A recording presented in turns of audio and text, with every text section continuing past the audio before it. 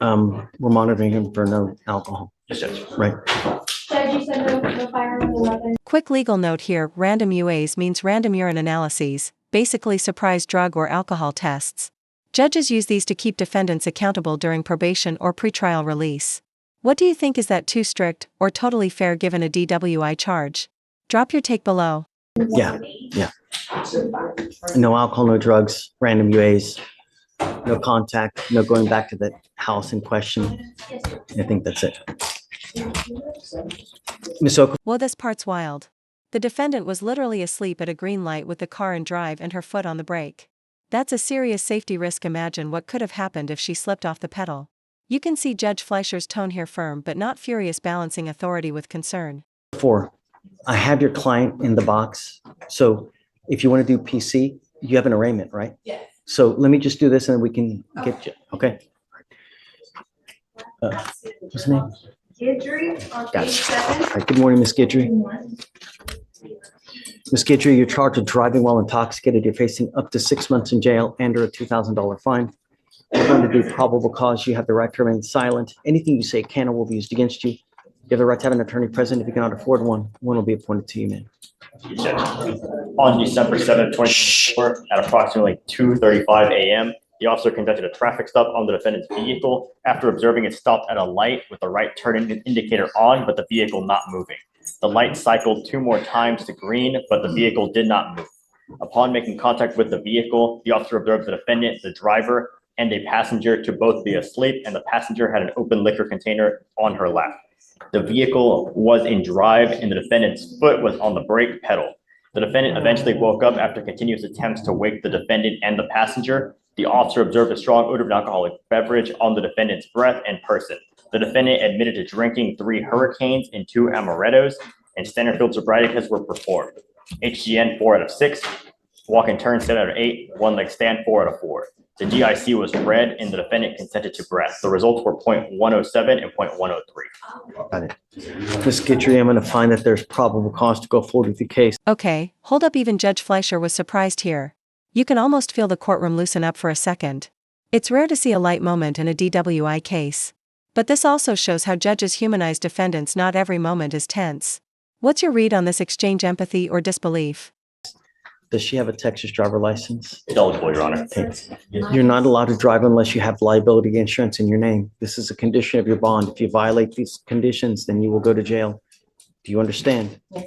I'm also ordering you not to consume alcohol or illegal drugs. You will be randomly tested. Likewise, you test positive for drugs or alcohol, illegal drugs or alcohol. It's not going to go well. Do you understand, ma'am? Yes. Tell me, what do you do for a living? I am a CPA. You're a CPA. How much money do you make a month? How much money I make a month? Uh-huh. I want to say like 8. I'm not. 8,000? Yeah, I'm not. Amazing. It's amazing. Are you 8,000 a month? Are you kidding me? That's amazing. What are you talking about? But this is You're embarrassing. killing it.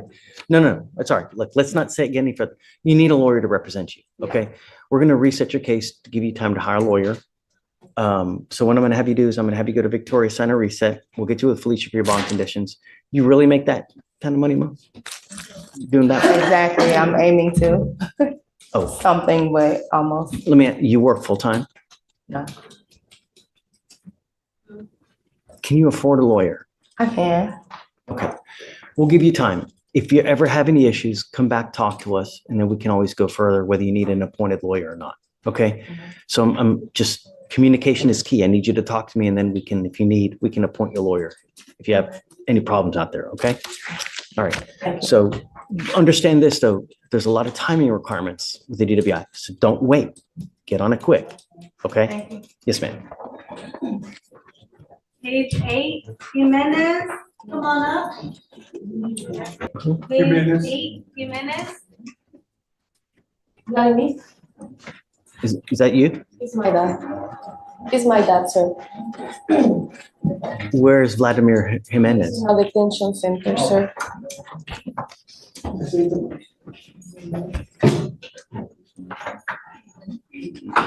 I did. So I did hire a lawyer, sir. She's supposed to be in contact with you, Miss Esther. Esther. Esther, what? I don't know. I just have. You have a, Apparently the dad is the one that's on the docket and this is the daughter trying to say he's in a detention center somewhere. right, so we, But it's, yeah. just, let's do this. I'm going to readdress this in a little bit. Let's see if is your lawyer supposed to come here today? No, she can't. We've been talking all week, and she said that this was too on top of her schedule, so she. Okay, so let's can't. do this. Just, I'm going to have you take a seat. We'll come back in a little bit and we'll figure out how to go forward. Do you know how to look at the, I can see if they're. if not, I'll do it in a bit. You know, once we do, I'll look to see if we can find him online, if he's in, ICE.